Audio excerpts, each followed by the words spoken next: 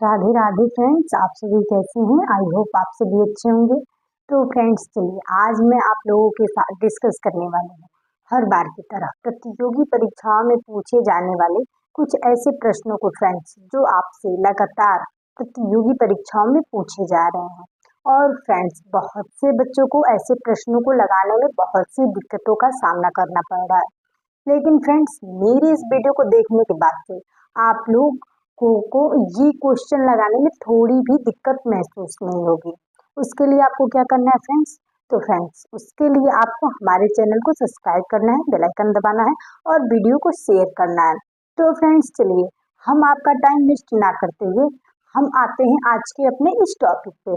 तो देखेंगे फ्रेंड्स कि आज का जो हमारा प्रतियोगी परीक्षा में पूछा जाने वाला जो इम्पोर्टेंट क्वेश्चन है वो ये है कि उस आकृति का चयन करें जो दूसरों से भिन्न हो।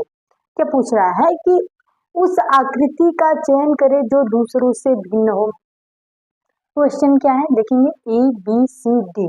यानी फ्रेंड्स की क्वेश्चन ये कह रहा है कि इन चारों में से यानी ए बी सी डी में से वह कौन सी आकृति है जो भिन्न है। यानी कि कोई तीन आकृति एक जैसी होगी, एक जैसी चीजों को प्रदर्शित कर रही होगी और इसमें से कोई एक ऐसी आकृति होगी जो तीनों में मैच नहीं कर रही होगी, तीनों से मैच नहीं कर रही होगी।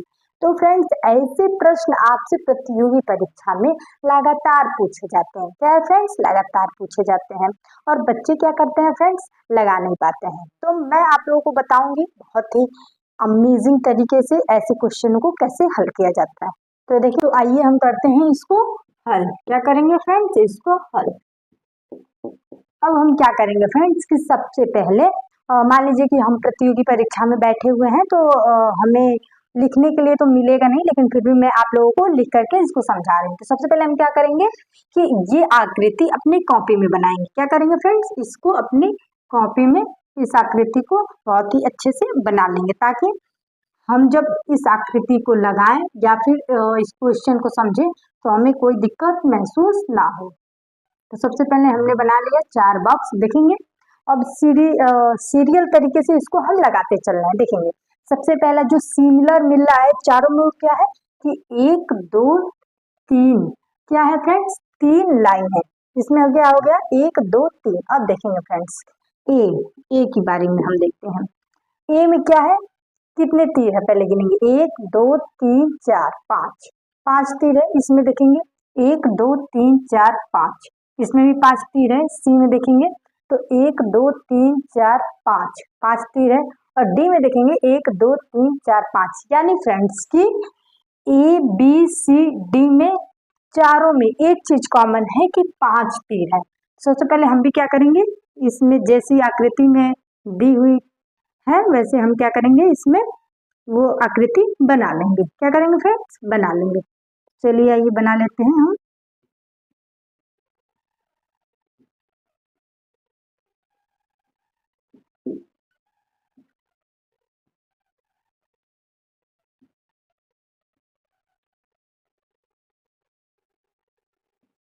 आप लोग घबराएंगे नहीं, मैं इस क्वेश्चन को बहुत ही इजी तरीके से आप लोग को समझा दूंगी। और देखेंगे फ्रेंड्स कि ये क्वेश्चन आप लोगों से लगातार प्रतियोगी परीक्षा में पूछा गया है, इसीलिए आप लोग पूरे पेशेंस के साथ इस क्वेश्चन को देखेंगे। क्योंकि आई थिंक यदि इस बार आप लोगों से पेपर में ये पूछ दिया जा रहा हो तो आप लोगों को पश्चाताप ना करना पड़े कि काश हमने सनातनी 192 के चैनल पे इस क्वेश्चन को अधूरा ना छोड़ा होता। क्योंकि कभी कभी क्या होती है फ्रेंड्स कि ऐसी चीजें लाइफ में हो जाती है कि हम जिन प्रश्नों को छोड़ देते हैं वो अक्सर अक्सर आप देखेंगे कि एग्जाम में हम लोगों से पूछ दिए जाते हैं। क्योंकि मेरे साथ ये घटना बहुत बार हुई कि मैंने जिस प्रश्न को नहीं पढ़ा या फिर ये समझ करके छोड़ दिया कि लिखा है जाने तो बहुत भारी है या हम नहीं समझेंगे, ये थोड़ी पूछेगा एग्जाम में। लेकिन जब मैं एग्जाम में गई तो वैसे ही क्वेश्चन, वही सेम क्वेश्चन हम लोगों से पूछा है हमसे। तो इसीलिए मैं आप लोग को ये कहना चाहूंगी। तो फ्रेंड्स देखेंगे हमारा जो स्ट्रक्चर है वो बन करके तैयार है। अब जैसा कि फ्रेंड्स मैंने आप लोगों को बताया है कि रीजनिंग क्या होती है, आपकी तर्क शक्ति पे निर्भर करती है। तो ये क्वेश्चन भी क्या है फ्रेंड्स, हमारा तर्क शक्ति पे है कि हमारे सोचने की क्षमता कितनी है। अब ये यही पूछ रहा है, एक बार और क्वेश्चन को पढ़ते हैं कि उस आकृति का चयन करें जो दूसरों से भिन्न है। अब हमें क्या करना है फ्रेंड्स, तो सबसे पहले हमने स्ट्रक्चर अपने नोटबुक में क्या कर लिया, बना लिया। अब इसमें देखना है कि इन चारों में से, इन चारों ऑप्शन में से कौन सा भिन्न है। तो सबसे पहले हम देखेंगे फ्रेंड्स कि एक चीज, ये चारों तीर ऊपर जा रहे हैं। क्या है फ्रेंड्स, ऊपर जा रहे हैं। जैसे एक तीर होता है ऐसे ऊपर जाता है, एक नीचे जाता है, तो ये चारों क्या है फ्रेंड्स, ऊपर जा रहे हैं। तो ये तो इनकी समानता हो गई। क्या है फ्रेंड्स, समानता हो गई।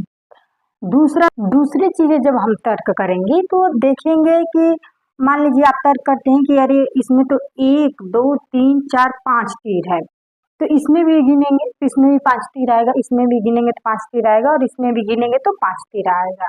यानी फ्रेंड्स की इस आकृति की दूसरी सामान्यता क्या है कि हर एक बॉक्स में 5-5 तीर है। क्या है फ्रेंड्स, 5-5 तीर है।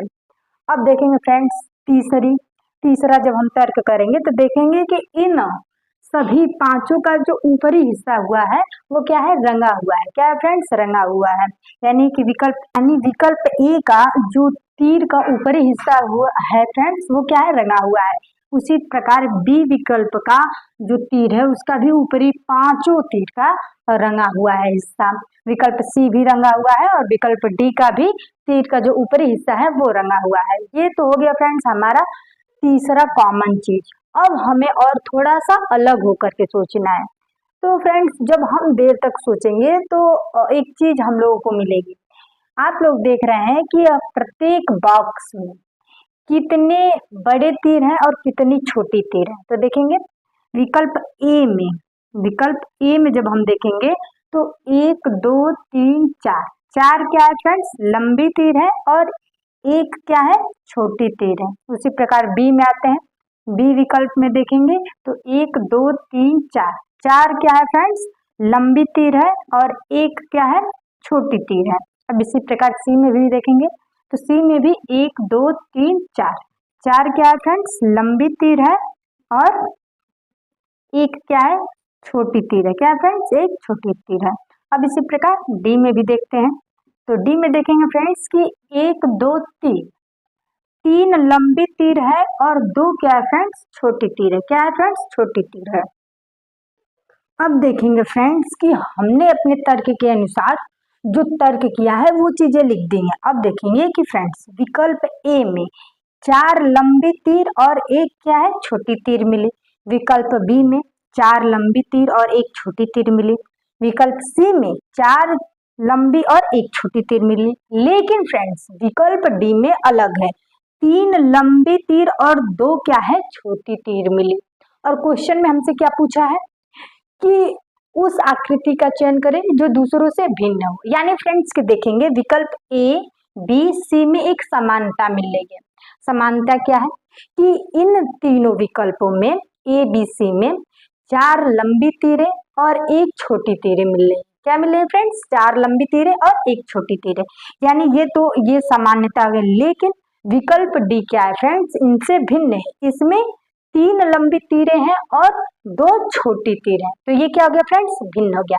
यानी फ्रेंड्स के हमारा जो डी विकल्प है वो क्या हो जाएगा, सही हो जाएगा। क्या हो जाएगा फ्रेंड्स, सही हो जाएगा। यानी फ्रेंड्स कि हमने जो तर्क किया है वो 100% सही है।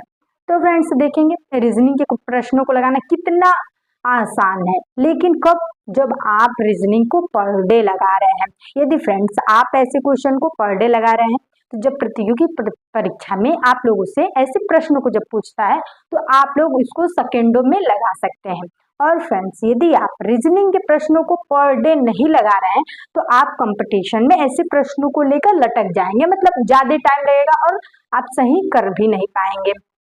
तो फ्रेंड्स इसी के साथ मैं आप लोग से ये पूछना चाहती हूँ कि क्या आप लोग इस क्वेश्चन को अच्छे से समझ गए हैं। यदि फ्रेंड्स आप लोग इस प्रश्न को बहुत ही इजी तरीके से समझ गए हैं तो मैं आप लोगों को एक और क्वेश्चन से अवगत कराऊंगी और देखना चाहूंगी कि यदि आप लोगों से उस प्रश्न को प्रतियोगी परीक्षा में पूछा जा रहा है तो क्या आप उसको पूरी ईमानदारी पूर्वक अपने मन से लगा सकते हैं कि नहीं। यदि फ्रेंड्स आप हमारे दूसरे क्वेश्चन को अपने मन से लगाकर उसका करेक्ट आंसर दे ले रहे हैं तो आप प्रतियोगी परीक्षा के लिए तैयार हो चुके हैं। तो फ्रेंड्स आइए हम आपको अवगत कराते हैं अपने दूसरे क्वेश्चन से। तो देखेंगे फ्रेंड्स देखेंगे ये रहा हमारा दूसरा क्वेश्चन। अब हम क्या करेंगे फ्रेंड्स, इस क्वेश्चन को भी अपने पहले क्वेश्चन की भांति ही सॉल्व करेंगे। और फ्रेंड्स मैं सॉल्व करने से पहले ये कहना चाहूंगी कि जो लोगों को मेरा पहला क्वेश्चन बहुत ही अच्छे से समझ में आया है वो इस प्रश्न का जो आंसर है वो अपने मन से दे, इस प्रश्न को अपने मन से लगा। तो चलिए आइए फ्रेंड्स हम भी इस क्वेश्चन को करते हैं सॉल्व। तो देखेंगे फ्रेंड्स कि हमारी 4 आकृतियां दी हुई है, विकल्प ए, विकल्प बी, विकल्प सी और विकल्प डी। अब इन चारों में से कौन सा भिन्न है ये हमें पता लगाना है। तो चलिए आइए हम करते हैं तर्क। तो पहले हम पहला तर्क करेंगे। पहला तर्क क्या करेंगे तो गिनेंगे 2 + 2 त्रिभुज। विकल्प ए में क्या है 2 त्रिभुज है 2 प्लस है, इसमें देखेंगे 2 प्लस है 2 त्रिभुज है, यानी कि दूसरे में बी बराबर कितना हो गया 2 त्रिभुज और 2 प्लस। सी में देखेंगे फ्रेंड्स तो 2 त्रिभुज है और 2 प्लस है।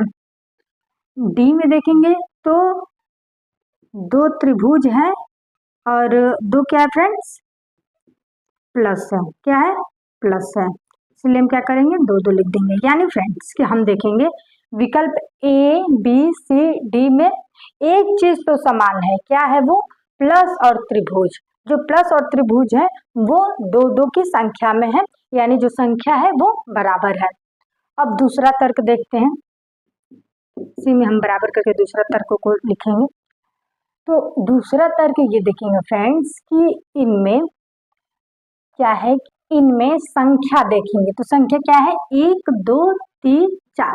जो आकृति की संख्या इस बॉक्स में है वो कितनी है फ्रेंड्स 4। ए में कितनी है 4, बी में देखेंगे तो 1 2 3 4, यानी बी में भी 4 है। अब आएंगे सी में भी देखेंगे 1 2 3 4, यानी इसमें भी 4 है। डी में देखेंगे तो 1 2 3 4, इसमें भी 4 है। यानी फ्रेंड्स कि 2 2 क्या मिल गया सिमिलर मिल गया, क्या मिल गया कॉमन मिल गया, यानी कि ये अभी भी बराबर चल रहे हैं, भिन्न का पता नहीं चल रहा है। अब हम कुछ देर सोचने के बाद से एक और तर्क देखेंगे। क्या देखेंगे फ्रेंड्स कि हम देखेंगे कि प्रत्येक त्रिभुज रंगा हुआ है। आप लोगों को दिख रहा होगा ये त्रिभुज क्या है रंगा हुआ है, ये त्रिभुज रंगा हुआ है, यानी विकल्प ए में 2 त्रिभुज रंगे हुए हैं। क्या है फ्रेंड्स ध्यान दीजिएगा 2 त्रिभुज रंगे हुए हैं। विकल्प बी में भी क्या है 2 त्रिभुज रंगे हुए हैं। विकल्प सी में देखेंगे तो इसमें भी 2 ही त्रिभुज रंगे हुए हैं, लेकिन विकल्प डी में क्या है 1 त्रिभुज रंगा है। क्या है फ्रेंड्स 1 त्रिभुज रंगा हुआ है। और क्वेश्चन क्या है कि उस आकृति का चयन करिए जो इनमें से भिन्न है।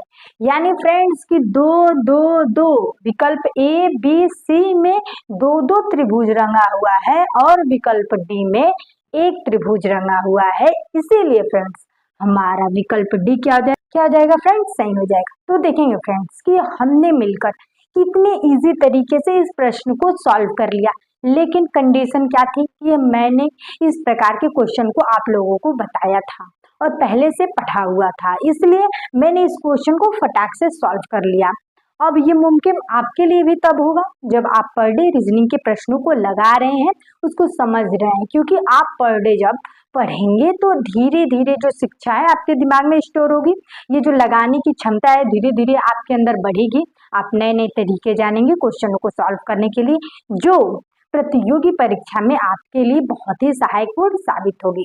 तो फ्रेंड्स इसी के साथ मैं आप लोगों से कहना चाहूंगी कि यदि आप लोगों को ये क्वेश्चन बहुत ही अच्छे से समझ में आया है तो प्लीज हमारे चैनल को सब्सक्राइब करिएगा, बेल आइकन दबाइएगा और इस वीडियो को अपने छोटे भाई बहनों के पास शेयर करिएगा, ताकि वो लोग भी अभी से इस क्वेश्चन को देख लें और ऐसे प्रश्नों को कैसे लगाया जाता है ये भी सीख ले, ताकि जब वो प्रतियोगी परीक्षा में बैठे तो वो गलतियां बिल्कुल भी ना करें जो आप लोगों ने कर चुकी है।